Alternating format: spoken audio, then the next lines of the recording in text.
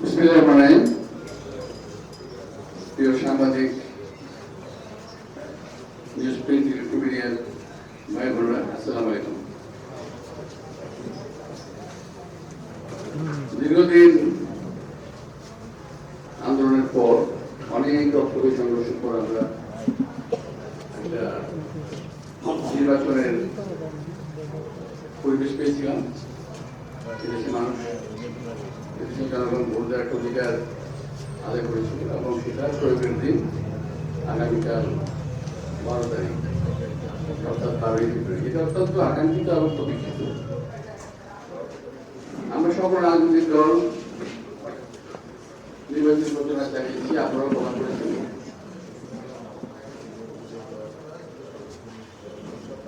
কোনো অভিযোগ নিয়ে কিন্তু কখনো আমি আপনাদের সামনে দাঁড়াইনি। আজকে আমরা সারাদিন খুব ভালো কেটেছে আমাদের। আগামীকাল নির্বাচন হবে, সমস্ত মানুষের রাজনীতি অধিকারের আদায়ের যে আন্দোলনটা সেটা সফল হয়েছে এবং তার পরবর্তীতে আমরা আগামীকাল নির্বাচন যাচ্ছি। নির্বাচন অনুষ্ঠিত হবে। আমরা সবাই খুব সুন্দর চিত্রে এটা আমরা উপভোগ করার চেষ্টা করছিলাম।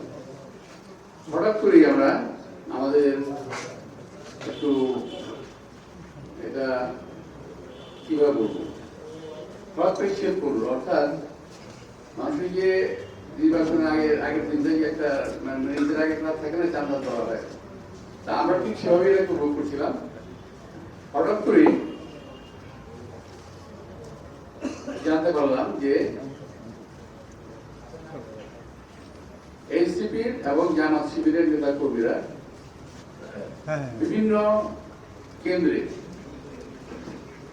পোলিং সেন্টারে তারা দল বলে যাচ্ছে এবং ওখানে গিয়ে তারা কি করছে এটা খুব বোঝা ডিফিকাল্ট।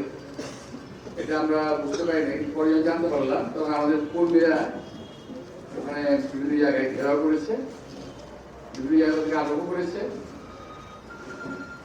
আমি তার একটা সংক্ষিপ্ত বিবরণ আপনাদের সামনে তুলে ধরবো। একটা হলো, যেমন সন্ধ্যা 7টার সময় তারা সিদ্ধুশ্রী বালিকা বিদ্যালয়ে প্রবেশ করেছে।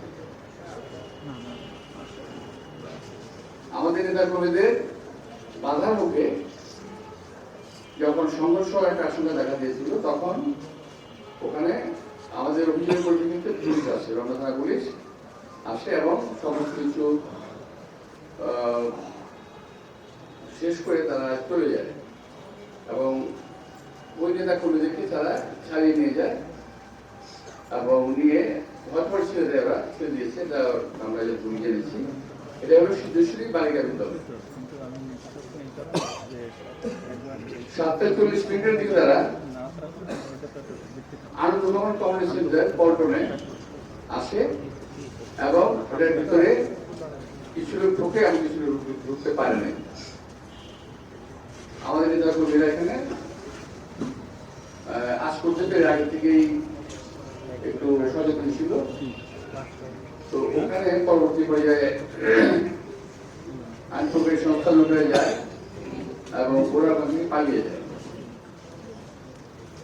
দারুল তাকওয়া মাদ্রাসা গুলি, দারুল তাকওয়া মাদ্রাসা, শান্তিনগর পীর সাহেবের গুলি রাত 8টায় ওখানে তা প্রবেশের চেষ্টা করে। এছাড়াও পল্টনের বিভিন্ন অলিগলিতে জামাত শিবিরের নেতা কর্মীদের মহড়া দেখা যায়। আমাদের নেতা কর্মীরা যখন ওখানে আবার আসে, তখন তারা ওখান থেকে সরে যায়। শুধু সেই গাছ কলেজে প্রবেশ করার চেষ্টা করে, নেতা কর্মীদের বাধার মুখে তারা ওখান থেকে পালিয়ে যায়। আরামবাগ ডিডিএস কেন্দ্র, ডিডিএস আপনি জানেন যে জাতীয় ঢাকা ক্রীড়া সংস্থা বোধহয় ডিডিএস বলা এটাকে, ওখানে অনুপ্রবেশ করে এবং আমাদের নেতা কর্মীদের বাধার মুখে তারা পালিয়ে যায়। ফকিরপুর ওয়াসা কেন্দ্রে অনুপ্রবেশ করে এবং একসময় যখন পুলিশ এবং জনগণের আগমন টের পায়, তারা ওখান থেকে পালিয়ে যায়। তবে কিছু লোক ওয়াসার কর্মী পরিচয় দেয়, তাদেরকে পরে ওখান থেকে বের করে দেওয়া হয়। বের করে দেওয়া হয় পুলিশ ওদেরকে বের করে দেয়। ওয়ারি ক্লাবে ওয়ারি ক্লাব কেন্দ্রে জামাত শিবিরের নেতাকর্মীরা অবস্থান নিয়েছিল। সেখান থেকেও তারা আমাদের কর্মীদের আগমন টের পেয়ে পালিয়ে যায়। এখন ফুলপুর আরামবাড়ি বিভিন্ন ছাত্র সেই জামাত কর্মীরা সশস্ত্র অবস্থায় অবস্থান নিয়ে আছে বিভিন্ন মেস হোস্টেল, ওখানে তারা বিভিন্ন অস্ত্রশস্ত্র অবস্থান আছে। তারা সকলে বিভিন্ন কেন্দ্রে অস্ত্রশস্ত্র অবস্থান নেবে।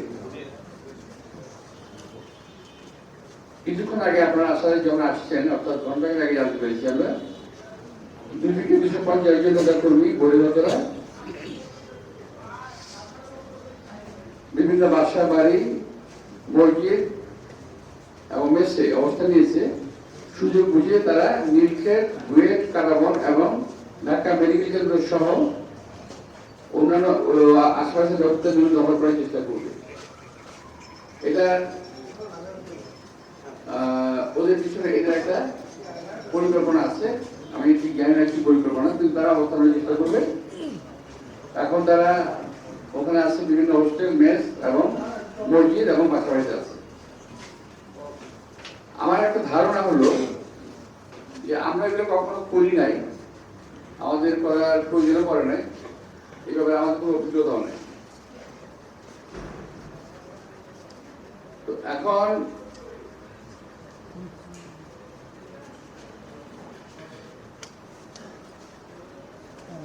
এই মুহূর্তে কমলাপুর স্কুলে জামাত প্রবেশ করেছে এবং শাহজাহানপুর স্কুলে ঢোকার চেষ্টা করছে। আমাদের নেতৃত্বরা অবস্থান নিচ্ছে।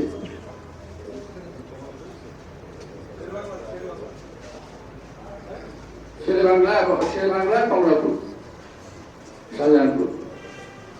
তো এই যদি অবস্থা হয়,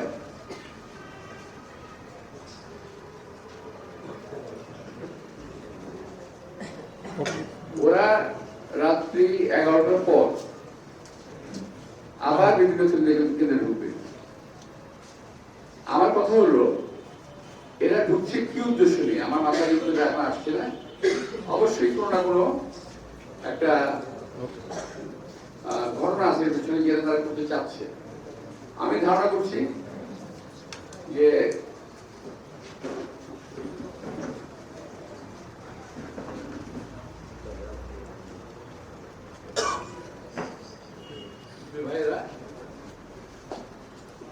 নির্বাচন আগামীকাল শুরু হবে সকাল 6:30। 7:30 এত রাত্রে, আজকে নির্বাচন আগের রাত্রে ওদের বিভিন্ন কেন্দ্রে যাওয়ার প্রয়োজনটা কি, সম্ভাব্য কি কি হতে পারে? এক নম্বর হলো ব্যালট বাক্স কিংবা ব্যালট পেপার কিংবা বই আগে থেকে নিয়ে আসবে, সিল মেরে নিয়ে যাবে, অথবা রাত্রে তারা ব্যালট বক্স ফুলফিল করবে, ফিল আপ করবে। এমন একটা যোগ সহজ থাকতে পারে। এ বিষয়ে আমি স্বরাষ্ট্রমন্ত্রীর সঙ্গে আমি কথা বলেছি, ওনাকে জানিয়েছি বিষয়টা। উনি বলছেন বিষয়টি দেখবেন, উনি এটা তদারকি ব্যবস্থা নেবেন। হ্যাঁ, কিছু কিছু জায়গায় আমরা খেয়াল করেছি পুলিশ খুব অ্যাক্টিভ হয়েছে, অনেক অনেকে অ্যাক্টিভ হয় না। যেমন আমরা রমনায় সিদ্ধেশ্বরী গার্লস স্কুলে যাদেরকে ধরেছিল ছেড়ে দিয়েছে। ওয়ারে ঢাকার একটি আসনে এরকমই করতে গিয়েছিল এবং তারা ধরাও পড়েছে, সাজাও হয়েছে। সেটা আপনি জানেন কিনা আমি জানি না। যে হয়তো আজকে 11 তারিখে আনুমানিক 6:30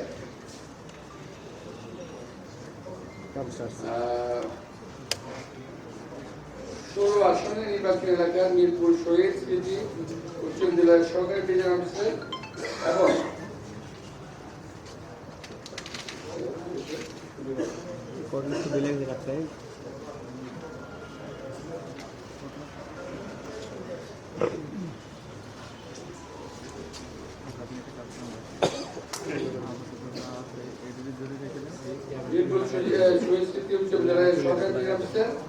জনাব মোহাম্মদ সুমনা ইসলাম সাথে 2 জন জামাত কর্মী দেখা করতে আসেন।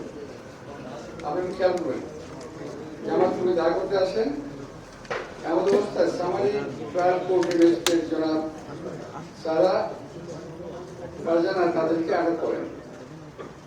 উক্ত সরকারি প্রিজাইডিং অফিসারকে বরখাস্ত করা করেছেন।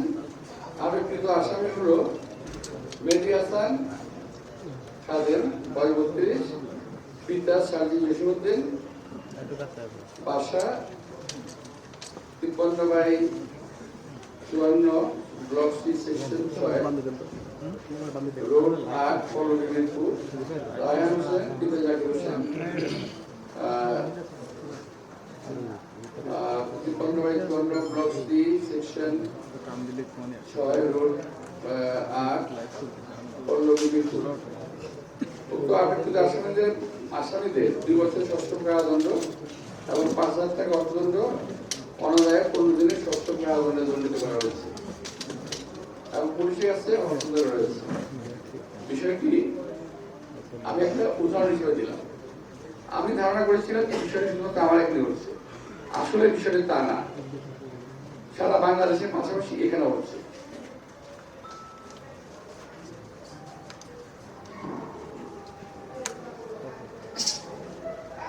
আমার এখানে যেটা হচ্ছে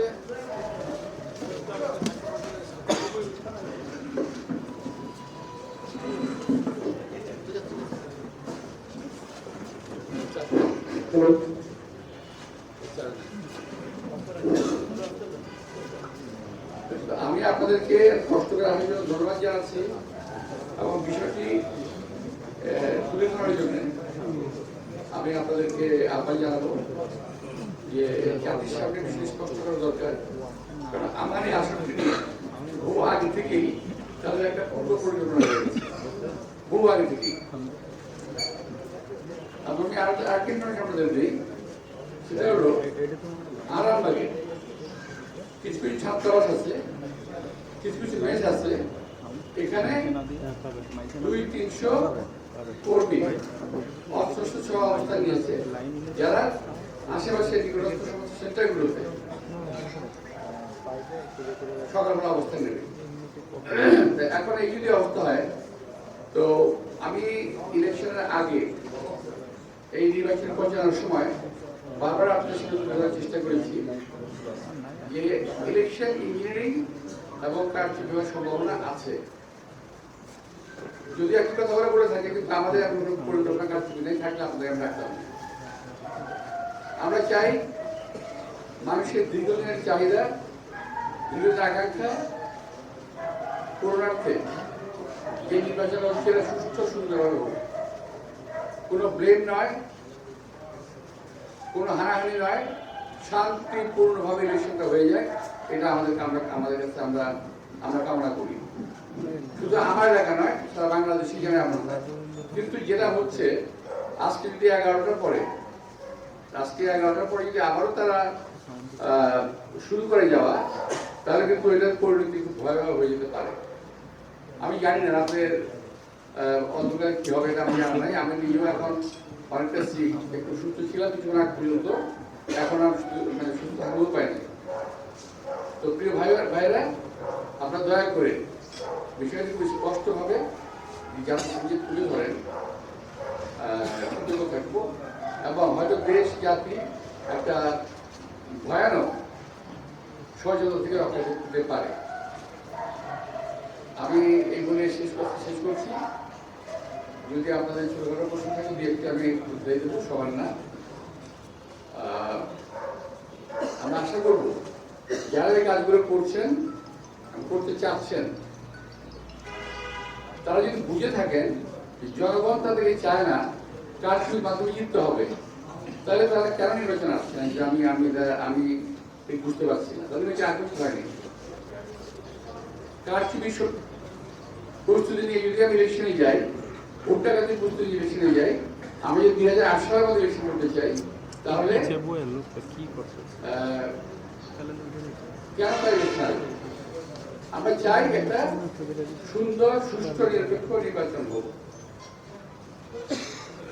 আপনাদের মাধ্যমে জাতিকে বিষয়টি জানিয়ে রাখলাম এবং আমি বিশ্বাস করি সকলে কালকে ভোট কেন্দ্রে এসে যার যার ভোট অধিকার প্রয়োগ করবেন, ওখানে আইন প্রয়োগের সংস্থাগুলোও থাকবে, নেতা কর্মীরাও থাকবে, অনেক ভোটারের সমাগম হবে। সুতরাং নির্ভয়ে সবাই যেন কেন্দ্রে আসেন এবং ভোট দেন, যাদেরকে একটি আশঙ্ক হাত থেকে, একটি সংঘাতের হাত থেকে রক্ষা করেন। আমি বিশ্বাস করি ভোটারদের উপস্থিতি সমস্ত ষড়যন্ত্রকে ব্যর্থ করে দেবে, সমস্ত চক্রান্তকে ব্যর্থ করে দেবে, এটা আমার দৃঢ় বিশ্বাস। এই যে সোশ্যাল মিডিয়ার একটা নিউজ আসছে, নারায়ণগঞ্জের আমির প্রাইমারি স্কুলে ব্যালট সহ আটক হয়েছে। একটু দেখেন